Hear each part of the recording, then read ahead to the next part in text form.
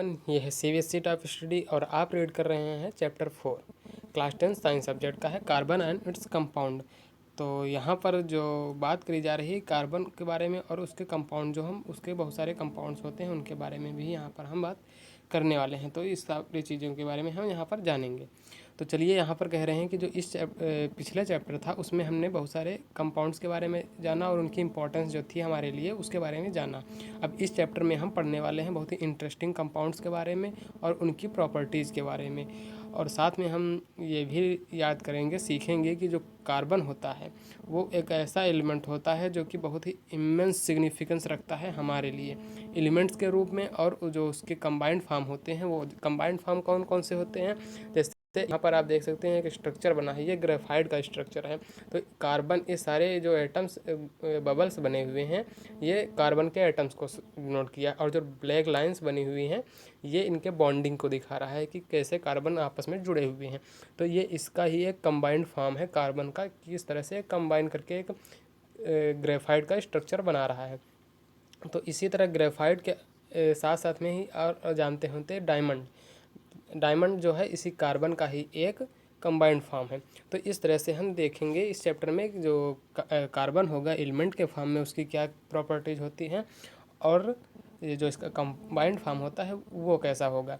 तो यहाँ पर जो एक्टिविटी 4.1 है इसमें बात करी जा रही है कि एक लिस्ट बनानी है जिसमें कि वो सारी लिस्ट में वो सारे प्रोडक्ट्स या जो भी आप यूज़ करने वाली चीज़ें हैं आपके पास में जो दैनिक जीवन में आप यूज़ करते हैं, जैसे पेन, क्लॉथ्स, मटेरियल, जो भी चीज़ें हैं, बेड वगैरह, वो सारी चीज़ें जो कि मेटल से बनी हुई हैं उनको यहाँ पर आपने लिस्ट करना है। और जो दूसरा है कॉलम, इसमें ग्लास या क्ले से बनी हुई चीज़ों को आपको लिस्ट करना है। और तीसरा में जो भी इसके अलावा यानी कि ग्लास, क्ले और मेटल को छोड़ करके जितनी भी चीज़ें आपके पास हैं उन सारी चीज़ों को यहाँ पर लिस्ट करना है। आप इससे लिस्ट करके आपको क्या दिखाई देगा, look at the items that come in the last column. जो इस लास्ट कॉलम में आप लिस्ट करेंगे जितने भी आइटम्स जो ना ग्लास से बने हैं ना क्ले से बने हैं, क्ले मिट्टी होती है और मेटल जो कि ना धातुओं से मिलके बनी होंगी, वो अन्य चीज़ों से मिलके बनी हुई होगी। तो वो सारी चीज़ें जब ये सारे में आप इस कॉलम में टेबल में लिस्ट डाउन करेंगे तब आप देखेंगे कितने गजब की बात होगी वहाँ पर। आप इसके लिए अपने टीचर्स के मदद ले सकते हैं, उनसे पूछ सकते हैं इसके बारे में। लेकिन चलिए हम देखते हैं यहाँ पर क्या होता है, क्या चीज़ें हम देखने को पाते हैं। तो यहाँ पर कह रहे हैं look at the item that come in the last column. जो लास्ट कॉलम में आएंगे टेबल में वो आपको देखना है क्या होती हैं वहाँ पर, जो कि उसमें से जो ज़्यादातर हैं वो किससे बनी हुई होंगी, कंपाउंड ऑफ कार्बन के कंपाउंड से ही बनी हुई होंगी। यही इसमें बहुत ही इंटरेस्टिंग बात निकल कर आई है जो हमने लिस्ट बनाई है टेबल्स में। तो यहाँ पर हम देखेंगे कि जो ज़्यादातर प्रोडक्ट्स हमारे दैनिक जीवन में उपयोग किए जाने वाले प्रोडक्ट्स हैं उनमें सबसे ज़्यादा कार्बन के कंपाउंड से ही मिलकर बनी हुई चीज़ें होती हैं हमारे पास जो यूज करते हैं हम। Can you think of a method to test this. अब आपके पास एक मेथड हो, भाई चलो ठीक है आप कह रहे हैं तो हम कैसे मान लें, टेस्ट करके देखते हैं कि हाँ वाकई में एक कार्बन के कंपाउंड से मिलके बनी हुई है या नहीं बनी हुई है। तो इसके लिए हम क्या करना है, एक प्रोडक्ट लेना है जो कि कार्बन कंटेन करता हो और उसको जला देना है। जलाने से आपको उस टेस्ट से क्या कंफर्म होता है, उसमें से स्मोक निकलेगा, धुआं निकलेगा, कार्बन डाइऑक्साइड निकलेगी। तो ये से हम कह सकते हैं कि हाँ उसमें कार्बन था, कार्बन या कार्बन के कंपाउंड थे, इसीलिए उसमें ऐसा है।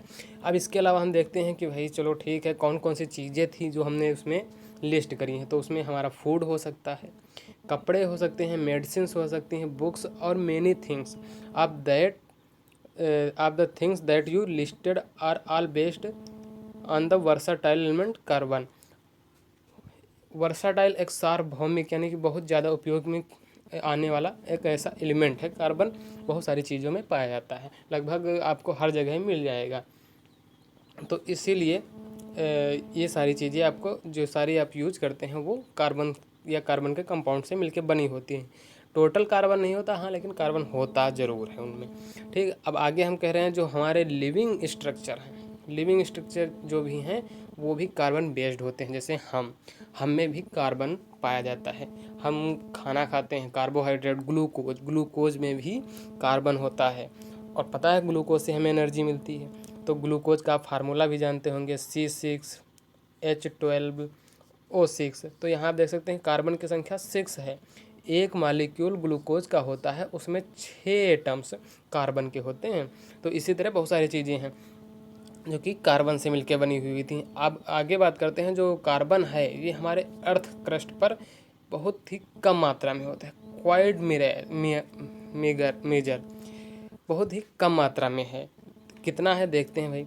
द अर्थ क्रस्ट जो है, अर्थ की क्रस्ट यानी कि ऊपरी सतह जिस पर हम खेती करते हैं, हम रहते हैं, मकान बनाते हैं, ऊपर वाला जो मोटा सा हिस्सा है अर्थ का, उसमें कार्बन की जो संख्या है वो मात्र 0.02% है।